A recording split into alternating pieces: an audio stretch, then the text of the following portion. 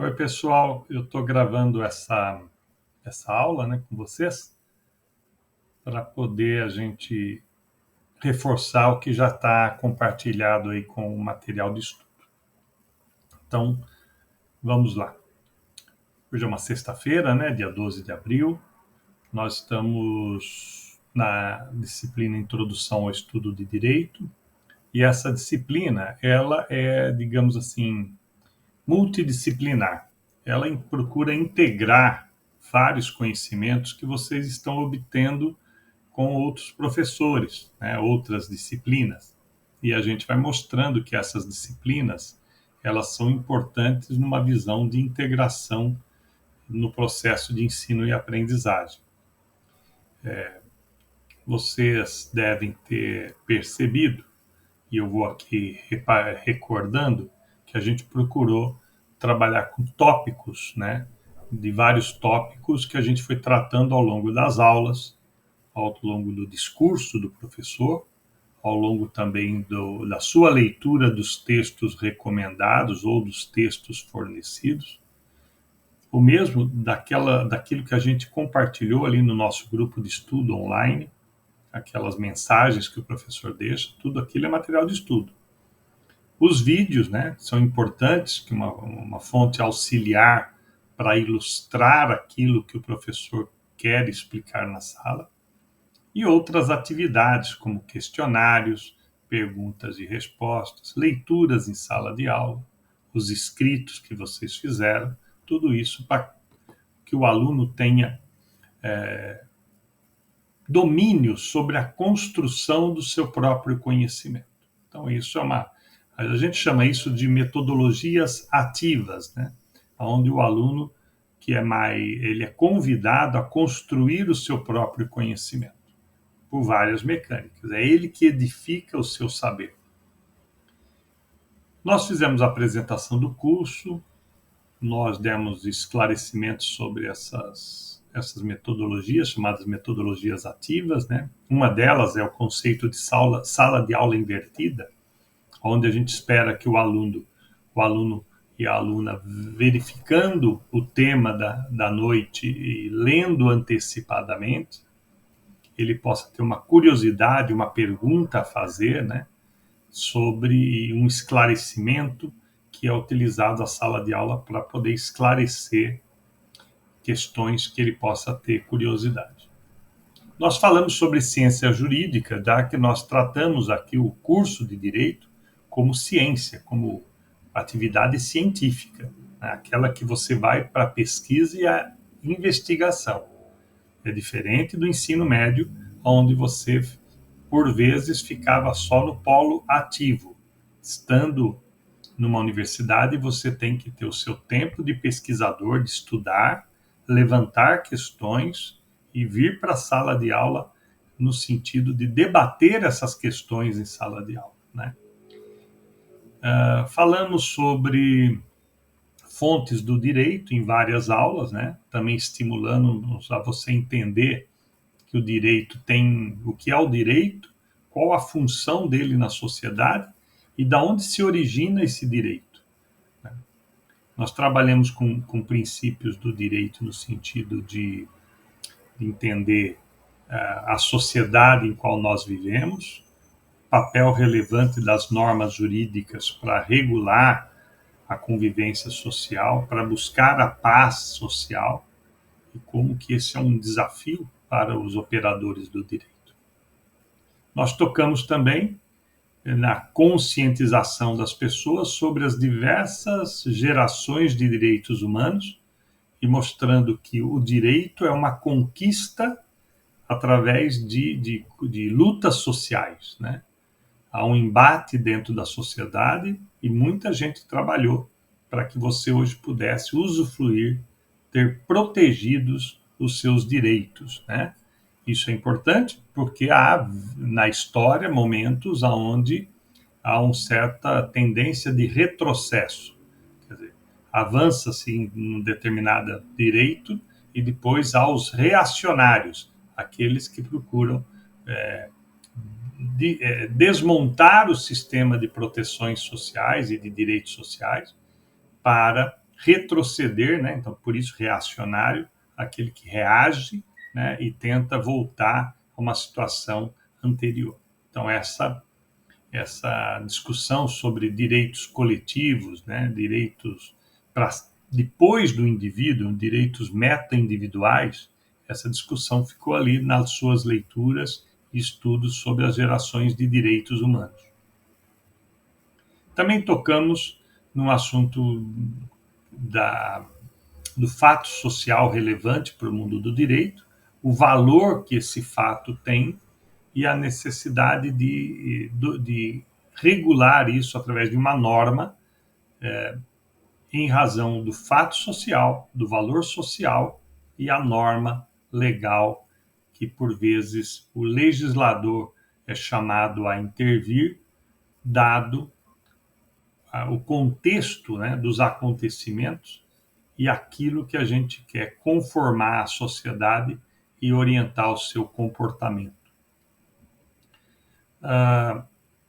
Vocês já têm disciplina que trata da LINDB, que é a Lei de Introdução às Normas do Direito Brasileiro, mas nós puxamos esse assunto para você trazer também para as nossas aulas, né? Então, assuntos como a validade, a vigência, a eficácia da norma jurídica, esse assunto também ele foi colateral às nossas aulas. Assim como direito adquirido, o ato jurídico perfeito, o que é isso, a coisa julgada. Nesse tema, a gente não detalhou, a gente forneceu um fragmento de estudos e recomendou que você integrasse com os estudos lá do direito civil, né, do direito constitucional que vai tendo. Conversamos lá no início sobre pessoa física e pessoa jurídica, né, e a capacidade das pessoas assumirem ou não suas responsabilidades no mundo do direito, né, na ordem das coisas, as responsabilidades da vida adulta, como é que isso funciona. E discutimos em várias vezes sobre o direito à sociedade e o Estado.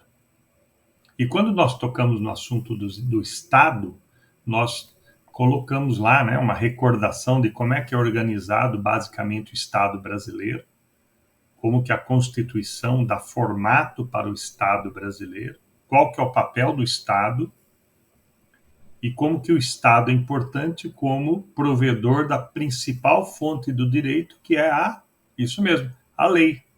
A lei é a principal fonte do direito. E aí nós estamos hoje falando e gravando essa aula no sentido de conversar um pouquinho sobre os elementos essenciais para a aplicação da norma jurídica.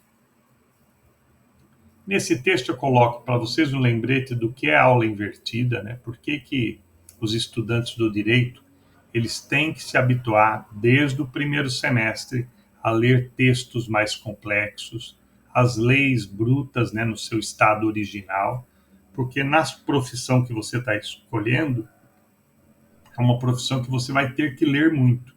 Então, já começa a reservar uma parte do seu dia, organize sua agenda semanal, porque você precisa ler não só aquilo que você anotou no caderno, não só aquilo que o professor disse, não só aquilo que o professor colocou como um fragmento do conhecimento, mas coloca na tua agenda a necessidade de fazer o autoestudo, ou seja, a partir da aula, identificar os temas e fazer a busca pelos conteúdos, seja na biblioteca virtual da universidade, seja por meio de pesquisas próprias ou de orientações que todos os professores podem ter passado em sala de aula.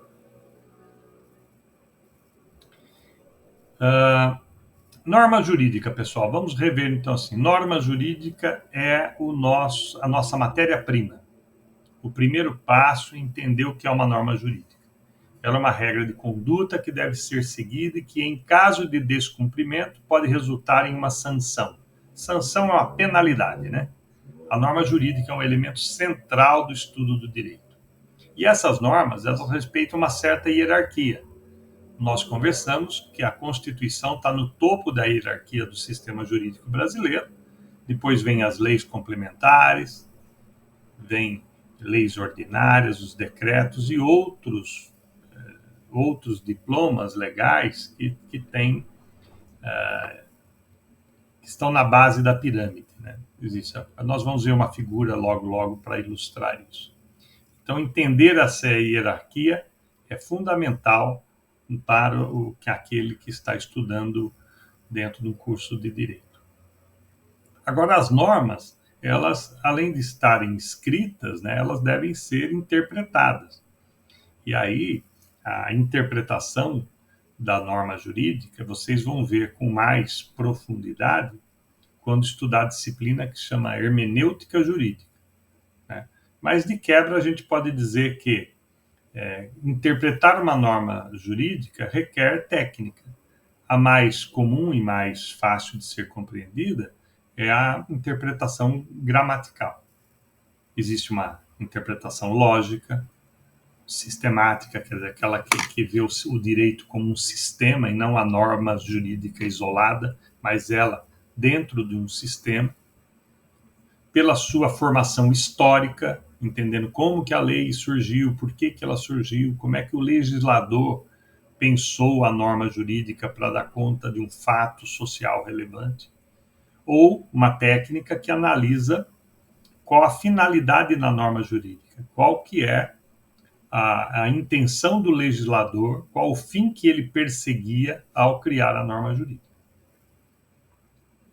Também estudamos a norma jurídica sob o ponto de vista da sua aplicação, ou seja, a sua aplicação prática, a norma jurídica e o resultado que ela procura atingir em relação ao caso concreto, né? É bem importante lembrar que quase toda legislação gera depois regulamentos e portarias. E essas portarias, né, que é um detalhamento da norma, em geral é emitido pelo Poder Executivo, não pelo Poder Legislativo que fez a norma jurídica, mas a norma jurídica, muitas vezes uma portaria, um regulamento, ele sai de um órgão do Poder Executivo, que é outro poder, né? Lembra, tem Executivo, Legislativo e Judiciário, harmônicos e independentes. Então, por vezes, o Poder Executivo vai explicar a norma jurídica e aí facilita a compreensão como que essa aplicação da norma deverá acontecer no mundo real, no mundo das coisas e das pessoas. E as normas jurídicas podem ter também conflitos, né? Conflitos no sentido que elas geram dúvidas ou duas ou três normas às vezes se contradizem. E aí a LINDB também vai dar princípios para resolver essas questões. Por exemplo, o princípio da especialidade, onde a norma especial prevalece sobre a norma geral, o princípio da hierarquia, onde a norma de maior hierarquia prevalece, e o da cronologia, a norma mais recente prevalece sobre a norma mais antiga. Você vê que essa aula aqui tem um pouco de revisão e tentando aqui organizar aquilo que, por vezes, na aula a gente fala de maneira improvisada, né? De maneira não tão esquemática. Então, aqui nós estamos tentando fazer uma integração dos conteúdos anteriores. E a definição de norma jurídica, pessoal, não é bem uma definição de uma lei específica, é um conceito fundamental do estudo de direito. Então, vamos lá. O que é uma norma jurídica, professor? Então, a gente pode definir como uma regra de conduta imposta pelo Estado, esse Estado com E maiúsculo, falei bastante disso em aula, que possui poder de coerção, quer dizer, aquela força de obrigar você a fazer, a cumprir, a ter um determinado comportamento, a fazer algo ou deixar de fazer algo, para garantir o seu cumprimento. Ou seja, o Estado tem que garantir que suas normas, editadas em geral pelo próprio Estado, essas normas sejam cumpridas. Então, a norma é criada, né, por leis e outras fontes do direito, como principalmente a Constituição Federal, o que a gente chama dos códigos, né, leis, códigos penais, código civil, etc. E outras normas que a gente vai ver, inclusive, ali na pirâmide de Kelsen. A pirâmide de Kelsen é uma pirâmide que ilustra a hierarquia das leis. A lei é a principal fonte do direito, né? ela é produzida pelo Poder Legislativo. Eu expliquei brevemente para vocês como é que o Estado organizou a tripartição dos poderes e como que cabe ao Poder Legislativo, seja a iniciativa da Câmara de Deputados, seja por iniciativa do Senado, como que as leis tramitam e como que elas são debatidas e depois elas vão virar uma fonte do direito, que é a própria lei. Agora, tem também a jurisprudência, que são as decisões dos tribunais, e os costumes de um povo, que por vezes também é fonte do direito. Então, norma jurídica é um conceito mais amplo que a lei, pois engloba todas as regras de conduta estabelecidas pelo sistema jurídico, independente da fonte. A hierarquia das normas não é estabelecida também por uma lei específica, mas é um princípio que fundamenta o direito brasileiro. E a gente pode dizer que a principal documento que toca nesse assunto da hierarquia das normas é a Constituição Federal. Não é uma lei específica, mas é a Constituição Federal. Então, a Constituição, que é a norma, a Carta Magna, né, a principal norma brasileira, ela dá as regras sobre como que vai ser organizado o Estado e também as regras que o Estado constrói. Nós podemos, então, deixa eu ver se eu tenho, põe aqui em tela inteira. Tela inteira, isso, acho que vai melhorar. A Constituição Federal, portanto, ela está no topo da hierarquia, a gente chama de lei maior, lei magna, por aí vai. E ela tem o valor maior entre todas as regras. Abaixo dela, as próprias emendas constitucionais, que são regras, diplomas legais que modificaram a própria Constituição. Abaixo disso, tratados e convenções sobre os direitos humanos, que também fica no topo da pirâmide, logo abaixo das emendas constitucionais. Depois vem as leis complementares, as leis ordinárias, leis delegadas, decretos legislativos, resoluções, portarias. Esses são normas que vêm numa hierarquia inferior, mas que são importantes de ser observadas porque, por vezes, elas explicam a norma superior. Aqui eu estou colocando para vocês uma figura que vocês vão ver durante todo o curso por vários professores, tentando fazer uma brincadeira aqui, né? Que acima da Constituição está o STF, né? Então essa aqui é uma brincadeira, na verdade uma reflexão sobre a pirâmide de hierarquia brasileira. Olha que interessante, né? Essa professora Gisele Leite, ela trabalha com a pirâmide de Kelsen, mas ela lembra que quando precisa interpretar a Constituição, quem interpreta a Constituição é o Supremo Tribunal Federal. Então, essa pirâmide aqui, que é chamada de nova configuração, é uma brincadeira, mas nos convida a uma reflexão sobre o papel importantíssimo do Supremo Tribunal Federal, traduzindo a Constituição e resolvendo problemas de vigência, de alcance, de conflito de normas jurídicas, de como que a Constituição se aplica na prática. É uma reflexão, é uma provocação que essa professora faz com essa ilustração. Falando em interpretação, a própria lei de introdução às normas do direito brasileiro, ela tem um papel importante porque ela é uma espécie de lei, é uma meta-lei, né? É uma lei que fala sobre lei das leis, né? Ela não está acima de outras leis, porque acima de tudo é a Constituição, mas ela é importante de ser sempre observada, porque ela vai trazer princípios da legalidade, estude o que é isso, princípio da impessoalidade, princípio da proporcionalidade. Ela vai dar dicas e conduzir o pensamento para poder melhorar. Na hora que eu fui interpretar uma lei, eu interpretar ela à luz da Constituição, mas à luz também da Lei de Introdução às Normas do Direito Brasileiro. Então, sempre que houver uma dúvida de interpretação ou aplicação da lei específica, você deve voltar a essa lei para poder deixar mais clara a sua mente que vai procurar interpretar a legislação. Eu estou fornecendo aqui um mapa mental para você fazer um autoestudo, né? Sobre características da lei, né? Quais as características que são comuns à lei. A lei deve se dirigir a todos os cidadãos, ela impõe deveres e condutas, acabamos de falar disso. Ela perdura até ser revogada ou perder sua eficácia. Deve respeitar a competência legislativa e o processo legislativo e autoriza ou não autoriza determinado comportamento. As leis podem ser mais positivas ou mais negativas em relação à conduta.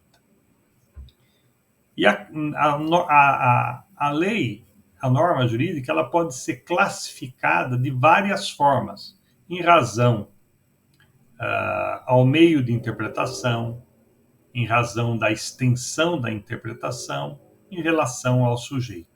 Então, esse quadro ele é de autoestudo, ele é exemplificativo. Aliás, eu recomendo bastante para as pessoas que têm uma memória mais visual estudarem por meio dos diversos mapas mentais que podem ser encontrados na literatura ou encontrados também na internet, que te ajuda, às vezes, visualizar melhor aquilo que você está lendo. Então, é importante esse papel da Lei de Introdução às Normas do Direito Brasileiro, porque tem artigos que são muito pontuais, né? Por exemplo, o artigo 4 determina que quando a lei for omissa, o juiz decidirá o caso de acordo com a analogia, os costumes e os princípios gerais do direito. Entendeu? Analogia. O juiz vai analisar aquele caso se há um caso semelhante. Os costumes do lugar em determinado tempo, em determinada época. E também os princípios gerais do direito, que é uma coisa que vem lá da doutrina. Os princípios gerais do direito se aprende quando lê a Constituição, mas você aprende também quando você livros, e vocês vão ter oportunidade disso a partir do segundo período, de ler livros mais, ou capítulos de livros mais doutrinários.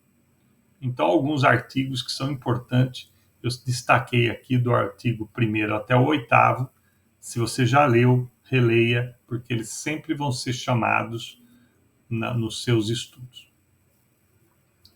Vou dar um exemplo aqui, né? Um exemplo de conflito de lei, um artigo, por exemplo, da lei que trata do conflito de norma jurídica, é o artigo 2º.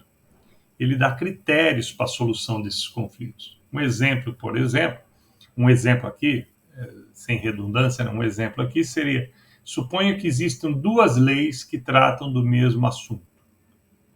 Leis aqui entendido como norma jurídica, né? Que é um conceito mais amplo.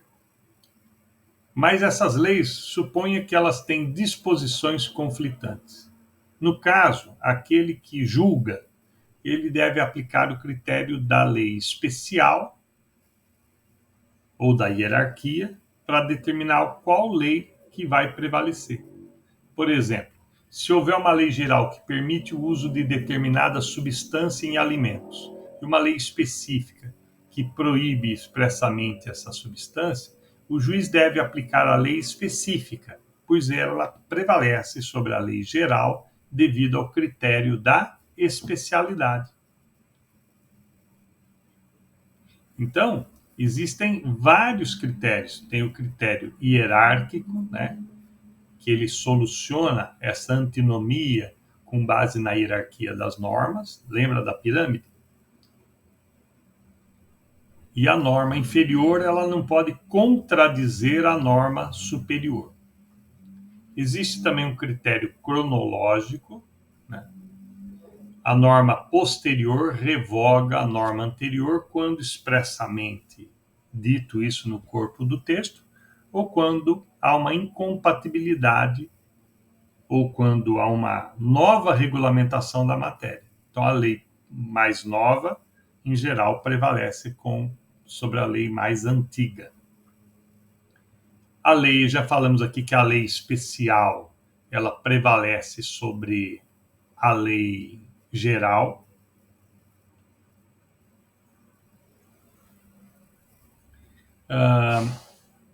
Dá um exemplo assim, né? Você tem lá a lei de contratos no direito civil, é uma coisa mais geral. Mas quando trata do consumidor, aí eu tenho uma lei específica, Código do Consumidor. Então eu aplico, quando se tratando de consumidor, eu não aplico a lei geral dos contratos que está no Código Civil. Eu vou aplicar a lei especial, que é a própria lei que criou o que a gente chama de Código do Consumidor. E agora que você está comigo até o final desse texto, eu quero que você registre o cumprimento da tarefa. Eu quero que você clique nesse link que foi fornecido e lá responda 5 perguntinhas básicas, né? Aí eu vou saber que hora que você estudou, que hora que você leu esse texto e que hora que você concluiu a tarefa, tá bom? Estou encerrando por aqui e aí na próxima aula eu vou me dedicar a gente conversar sobre a prova que nós aplicamos e já trazer algum tema novo dentro daquela relação que estava no início dessa página. A gente escolheu um tema ali já para poder iniciar o segundo bimestre. Bons estudos, reflitam sempre aquilo que eu digo para vocês. Ser um estudante de ensino universitário não é a mesma coisa do que ser um estudante do ensino médio. Requer uma busca pelo conhecimento, uma pesquisa, uma reflexão, né? Uma abstração do pensamento para poder imaginar situações e trazer questões, não para perguntar para o professor tão somente, isso é muito básico, mas trazer o seu ponto de vista, a sua opinião, para compartilhar com os colegas o que você estudou, o que você leu, a curiosidade que você teve, e por fim, como diz, contribuir também com a sua, com o que você pensa, né? Quer dizer, contribuir com aquilo que você fala, poxa, eu tenho um pensamento, eu tenho uma ideia, eu tive uma curiosidade, eu quero conversar sobre isso com todos, não só com o professor, mas com os demais colegas em sala de aula. Eu fico por aqui, forte abraço a todos e bom final de semana.